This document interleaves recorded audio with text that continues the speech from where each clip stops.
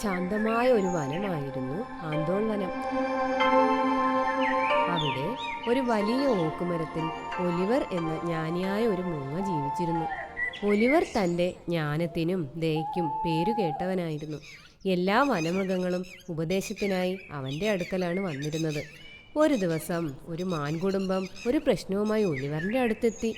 അവരുടെ പ്രിയപ്പെട്ട പുൽമേട് ഉയരമുള്ള കളകളാൽ പടർന്നു പിടിച്ചിരിക്കുന്നു. അവർക്ക് വേണ്ടത്ര ഭക്ഷണം കണ്ടെത്താനായില്ലത്രേ. ഒലിവർ ഒരു നിമിഷം ആലോചിച്ചു നിന്നു. എന്നിട്ട് അതിനൊരു പരിഹാരവും കണ്ടു. അവൻ തൻ്റെ വനത്തിലുള്ള സുഹൃത്തുക്കളായ അണ്ണാനെയും മുയലിനെയും കൊക്കിനെയും ഒക്കെ കൂട്ടി അവർ ഒരുമിച്ച് കളകൾ നീക്കം ചെയ്യുവാനും പുൽമേട്ടിൽ പുതിയ പുല്ലുകളും പൂക്കളും നട്ടുപിടിപ്പിക്കുകയും ചെയ്തു. എല്ലാവരെയും ഒന്നിച്ചു നയിക്കാൻ ഒലിവർ തൻ്റെ അറിവുകൾ ഉപയോഗിച്ചു. താമസിയാതെ പുൽമേട് വീണ്ടും സമൃദ്ധവും പച്ചപ്പും നിറഞ്ഞതായി.